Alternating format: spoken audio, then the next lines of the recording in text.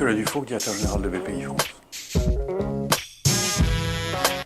Donc BPI France, c'est un groupe bancaire public qui a une taille de bilan qui est de l'ordre de 35 milliards d'euros, qui a deux grandes entités, une entité bancaire et une entité capital développement. L'entité bancaire, elle accorde un certain nombre de crédits, quels que soient les crédits de trésorerie jusqu'à des crédits de développement, des crédits long terme, avec une volumétrie relativement importante. Elle garantit beaucoup de crédits. On est sur environ 80 000 crédits garantis par an. Cette partie bancaire, elle accorde également des subventions à l'innovation et des aides à l'innovation très importantes, qui s'appelaient l'ANVAR dans le temps, et qu'on accorde à environ 2500 entreprises par an. Au total, on distribue à peu près 900 millions d'euros de subventions par an à l'innovation. C'est absolument considérable.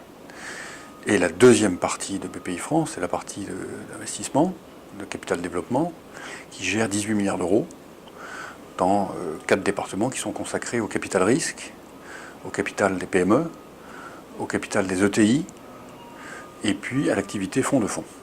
Donc, au total, nous avons de l'equity dans 3500 entreprises françaises, et nous investissons chaque année dans environ directement 200 entreprises, et indirectement probablement 600 entreprises de plus, 6 à 700. Eh bien, c'est que l'activité de capital développement de BPI France, elle est incorporée dans une société totalement nouvelle que j'ai créée cette semaine, qui est appelée France Investissement, et qui est la conséquence de la fusion de CDC Entreprises, du Fonds souverain français, et puis des activités de capital développement en région. Donc on crée quelque chose qui est tout à fait nouveau, 350 professionnels qui gèrent 18 milliards d'euros. Et je voulais absolument, aussi bien en Israël qu'en Corée, quand j'étais dans ce pays en avril dernier, ou ici dans la Silicon Valley, bien comprendre comment les modèles avaient évolué dans tous ces pays, de manière à ce qu'on se cale bien par rapport à l'état du monde, et qu'on n'ait pas tenté de reproduire des modèles qui sont déjà en train de bouger. Eh bien, c'est que il est extrêmement divers, pas homogène. Il y a des fonds de taille extrêmement différentes qui ont des tests d'investissement variables, des modes de gestion variables, une approche de l'accompagnement de l'entrepreneur variable, des résultats eux-mêmes extraordinairement volatiles. Et donc on n'est même pas dans la règle 80-20, on est dans la règle 10-90 peut-être, où 90% des fonds de venture early stage gagnent pas très bien leur vie ou gagnent pas leur vie. Ce qui a tendance à, intellectuellement, si je puis dire, me rassurer dans la mesure où c'est ce qu'on voit partout dans le monde. Donc je voulais comprendre s'il y avait une exception californienne dans la matière. En fait, il n'y a pas d'exception californienne. C'est-à-dire que le capital risque, c'est vraiment risqué. Et donc la concentration du profit, elle se fait sur un nombre relativement limité d'équipes d'investisseurs qui sont par définition évidemment les meilleurs. Ce que je vois également, c'est que autour du cabinet Andreessen Horowitz, il y a une tentative de création d'un modèle, qui est un modèle de capital risque avec accompagnement profond, puisqu'ils ont 65 salariés dans les différents segments du support, qui sont là pour aider les entrepreneurs, environ 100 entrepreneurs, à accomplir leurs tâches, dans le marketing, dans le recrutement, dans le développement international, dans la technologie, etc. Donc ça, c'est un modèle totalement nouveau, qui n'existe pas en France, qui n'existe pas en Israël, qui n'existe nulle part ailleurs. Et qui est un modèle qui est développé par cette nouvelle équipe, qui est extrêmement intéressant, avec une dimension programmatique assez forte. C'est-à-dire que l'équipe déclare vouloir changer le capital risque. Donc c'est intéressant, on va observer comment ça fonctionne. Ce que je mesure, c'est que pas mal d'équipes de capital risque concurrentes sont assez sceptiques.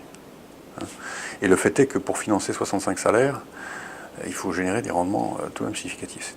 L'accompagnement est indispensable, enfin il est toujours très coûteux. Donc c'est une grande question qu'on se pose à BPI France, c'est jusqu'où allons-nous et irons-nous dans l'accompagnement? Qu'est-ce qu'on peut se permettre?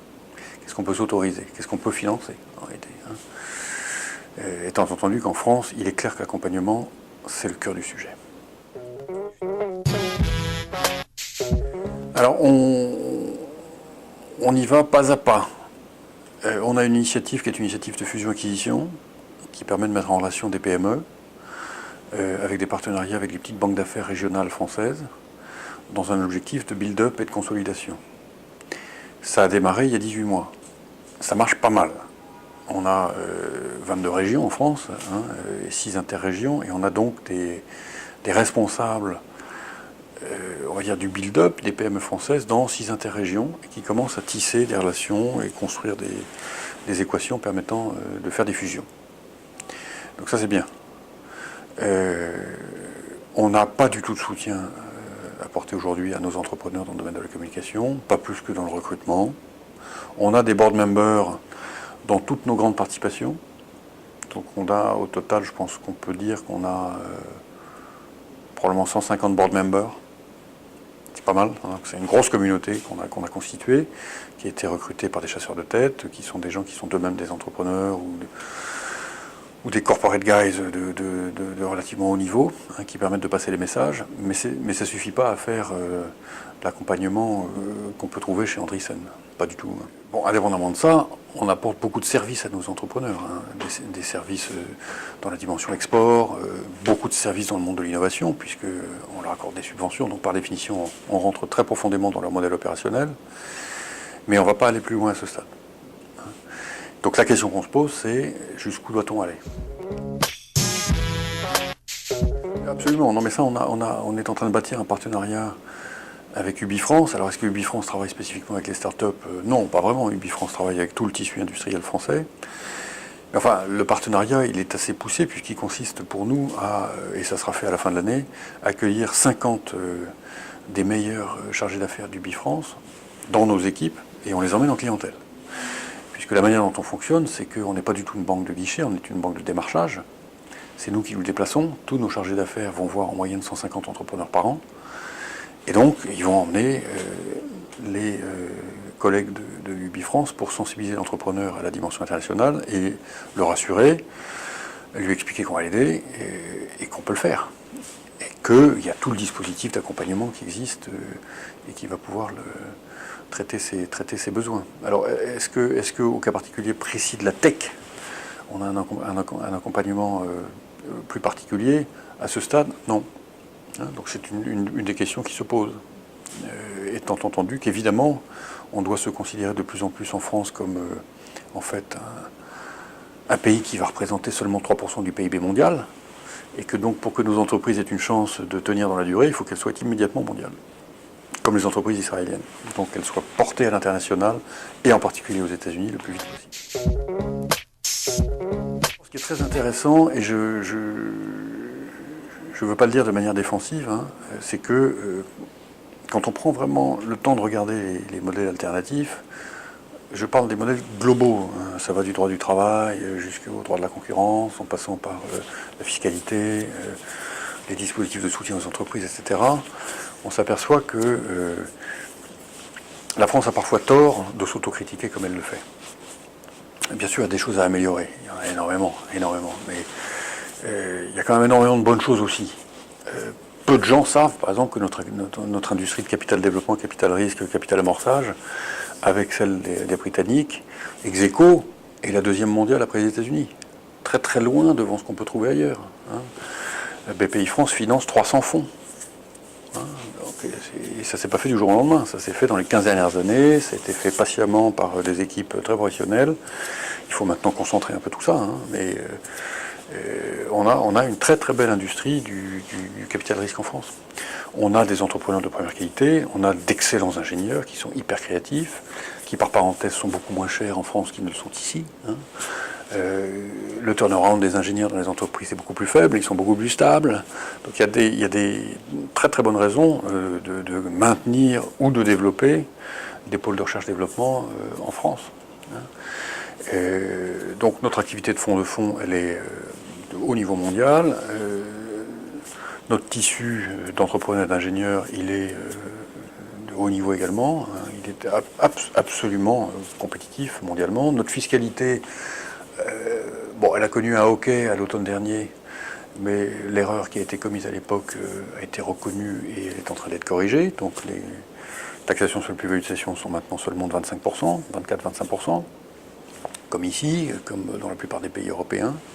Le droit du travail J'ai découvert qu'en Corée, il était beaucoup plus rigide qu'en France, hein, beaucoup plus rigide qu'en France. Hein. Bon, on peut l'améliorer, il faut l'améliorer, c'est évident, mais souvenez-vous qu'en France, 75% des recrutements sont faits en CDD maintenant. Hein.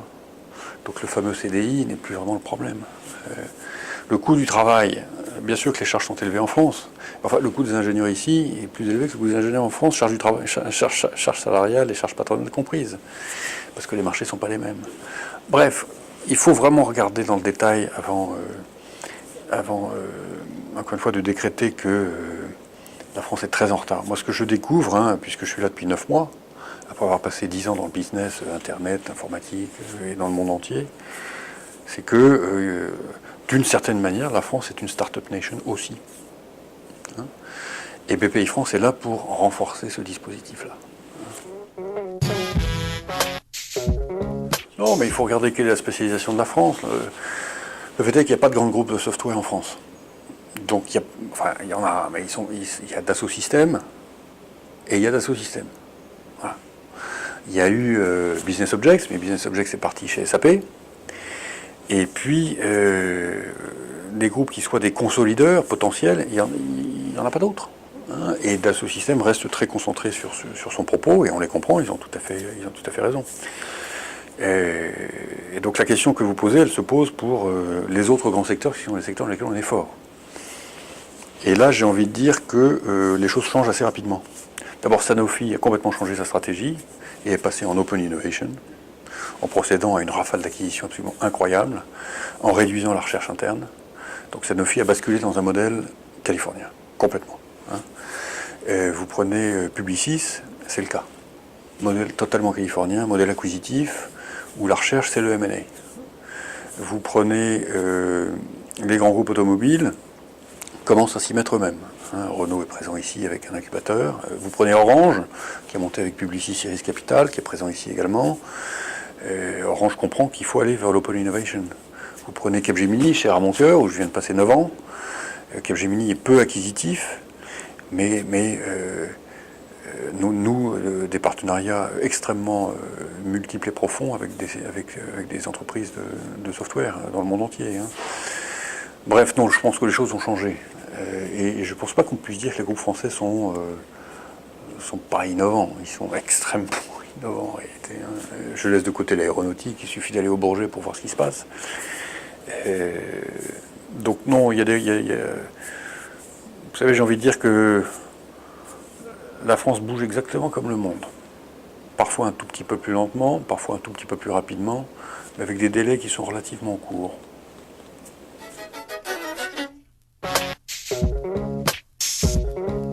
Alors ça, évidemment que la BPI a un rôle à jouer, et j'ai, à titre personnel, beaucoup mouillé ma chemise depuis 9 mois hein, sur le sujet, parce que c'est tout à fait fondamental. Je pense que là aussi, le paysage, il est beaucoup plus contrasté que ce que vous sous-entendez dans votre question. C'est-à-dire que les entrepreneurs n'ont pas mauvaise presse en France. Hein. Je suis assez frappé de voir à quel point la classe politique française, les présidents de conseils régionaux, leurs services économiques, les ministres, tout le gouvernement aujourd'hui, le discours pro-business et pro-entrepreneur est devenu liturgique. Hein. Mais il est vrai qu'en même temps, la France n'a pas, de manière constante et dans la durée, un momentum consistant à laisser entendre que la voie royale pour réussir dans la vie, c'est d'être entrepreneur. Il y a des moments, et puis ça s'arrête. Il y a eu le moment tapis, vous vous souvenez? Vous êtes trop jeune, mais pour ceux qui ont 50 ans comme moi, il y a eu un moment, bon, c'est pas qu'on aimait tapis, hein, mais c'est que pendant quelques années, tout le monde s'est dit, après tout, oui, tiens, il a raison, on va faire du business. Et moi-même, j'ai créé 5 entreprises à l'époque, 5 petites PME, alors que j'étais en...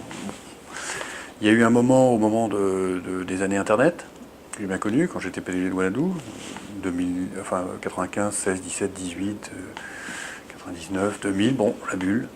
Et là, les choses se sont à nouveau nettement calmées. Donc c'est sinusoïdal. C'est pas comme ici, profond et durable. Bon, moi, ce que je pense, c'est qu'on est à la veille d'un nouveau moment entrepreneurial en France.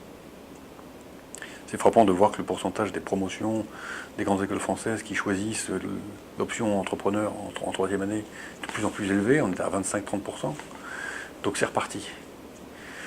C'est reparti, vraiment. Et il faut que ça dure cette fois-ci. Il ne faut pas que ça dure 4-5 ans, et puis qu'ensuite on se retrouve à nouveau avec des statistiques où 75% des Français veulent être fonctionnaires. Voilà. Hein, donc mon objectif, c'est que ça dure.